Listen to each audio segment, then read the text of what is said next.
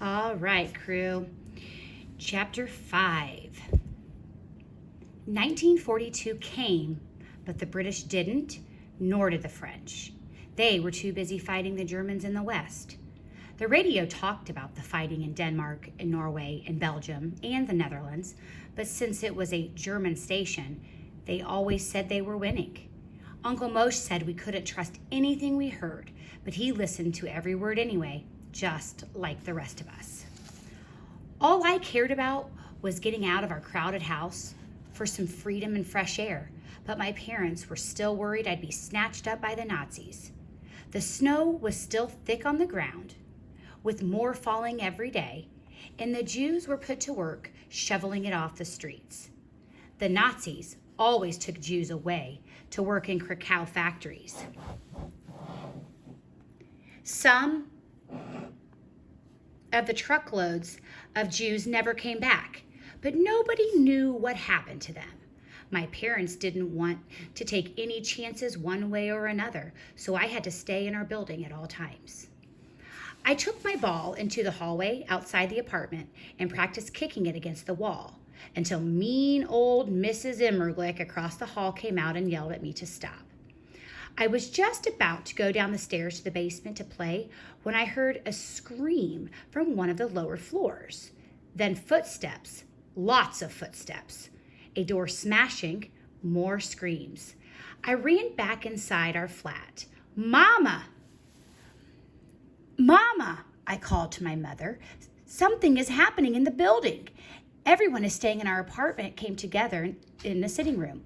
We listened as the screams and crashes grew closer. I felt sick. I wished my father were there with us, but he had gone out to stand in line for our vegetable rations. Thump, thump, thump. Someone pounded on our door, and we all jumped. Open up! On authority of the Judenrat. Everybody looked to my mother. It was our flat, after all, but she just watched the door with big, round eyes. My heart was racing. What should we do? What could we do? Mama, I said. Thump, thump, thump. Open the door or we'll break it down, said another voice. This time in German. A Nazi. Mama, I said, if we don't open up, they'll shoot us. My mother stared at the door. None of the other parents made a move. I had to do something. I hurried to the door and unlocked it, and a German officer and a Judenrat police officer pushed past me down the hall. The Judenrat were the Jews the Nazis put in charge of the ghetto, and they had special police officers who had to take orders from the Nazis. When we tell you to open the door, the German officer told the adults. The families huddled together, hugging one another tight. Do you have jewels? Gold? A radio? He demanded. My mother didn't answer. She just stared at the Nazi and trembled. He was getting madder, I could tell. The officer took a step toward my mother, and I spoke up. In the kitchen, I said. The Germans turned to look at me with his cold blue eyes, then nodded to the Jewish policeman who carried a sack. Your valuables, the officer said, now, or you will be taken away. Someone screamed across the hall. Old Mrs. Immerglick and her family were being dragged away by the German soldiers. Her son, a man my father's age, had blood running down his forehead. Give it to them, I yelled. Give them anything they want. The other families in our flat scrambled to give the Nazi officer everything they had squirreled away. Little bits of jewelry, a pocket watch, a handful of zloty. The member of the Judenrat came out of our kitchen with his sack stuffed with more than just our radio and went into the bedrooms looking for anything more of value. The German officer pulled the necklace from my mother's neck and twisted her wedding ring from her finger. She flinched when he did it, but she didn't say a word. This flat can stay, the German officer said, pocketing my mother's jewelry. But next time, open the door more quickly or we will send you to the east with the rest. Yes, sir, we will, sir, I said.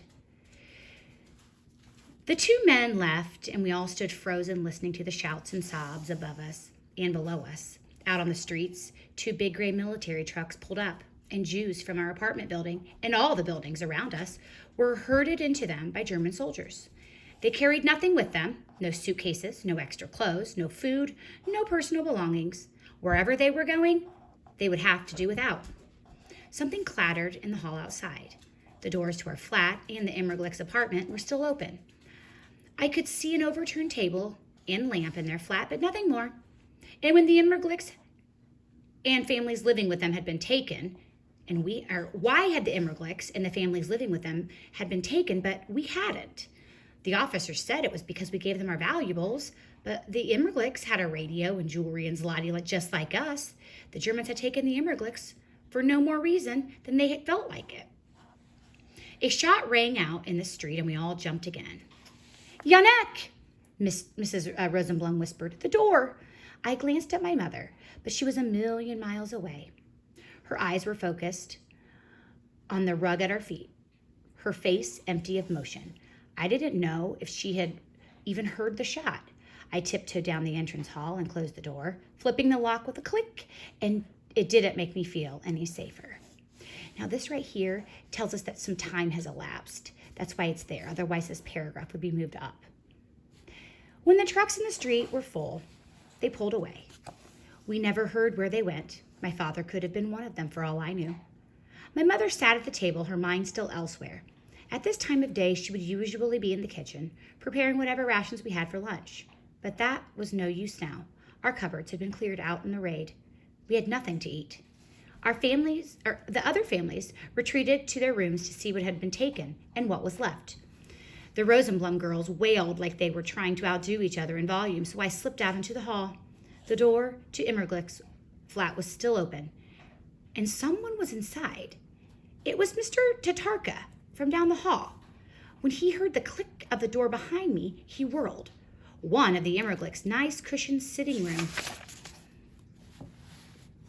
chairs was in his hands. He opened his mouth to say something, got flustered, then hurried past me. He took the chair with him. I walked the hallway on my floor looking in the empty rooms. 4 flats, 16 families, all gone. Only 2 had their doors shut, us and the Tatarkas. 5 flats were empty on the floor above us, but only 3 on the top floor. Maybe the Germans got tired of walking up all those steps. I went back to the stairs and realized for the first time that there was another set of stairs going up, even though this was the top floor. I'd never had any friends on the top floor, so I'd gone up only once or twice in the past to run an errand. I stared down the stairwell, listening for a new invasion of Germans, but everything was quiet and still. I climbed the extra flight of stairs. There was a big steel door at the top. I opened it, a crack, and looked outside. The roof! This door led out onto the roof. How had I not known this was here? But then, even if I had known, my parents would have never let me come up here. Not in the past, when things like bedtimes and homework and safe places to play had been important. None of that mattered now. And I pushed my way outside and stood on the roof of our building. It was flat and covered with gravel. Pipes and conduits stuck up out of the roof here and there. The roof's edges, a little more than half a meter all the way around, were plastered with black tar. Strangest of all was a small wooden shack built up against the big brick chimney. It had a thin wooden door, and when I went inside, I found heaps of garbage and feathers and bird droppings. A pigeon coop. Mr. Immerglick's pigeon coop, probably. When I was a little boy, all I knew about the old man who lived across the hall was that he loved pigeons. But I had never imagined he kept a coop on the roof. The pigeons were all gone now, just like Mr. Immerglick. He died a year before the Nazis came. But this shack on the roof, if it was repaired a little, cleaned up, maybe had a little electricity running to it from the power lines that came into the building from the roof, my mind was racing.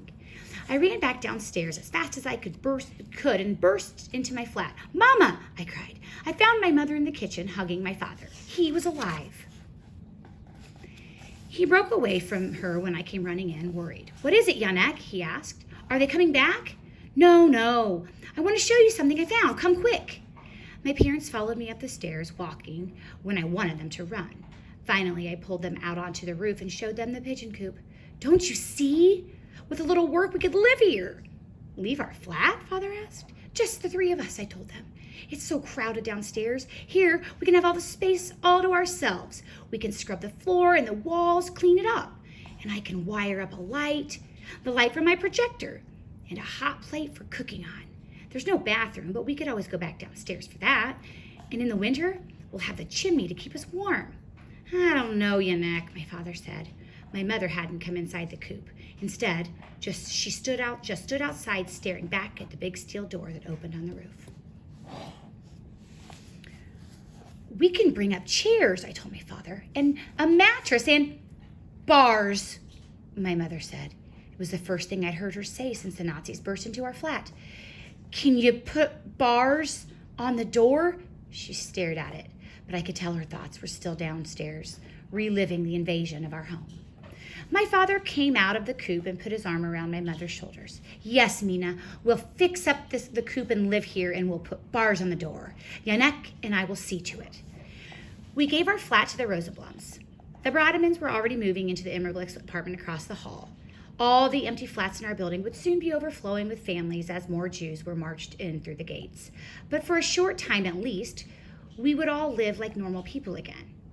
While my father and I worked to clean the coop, my mother sat on the roof and sewed hidden pockets into the linings of our coats.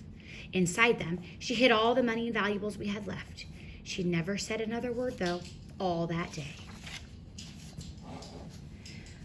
Father and I found 4 heavy steel bars in the basement.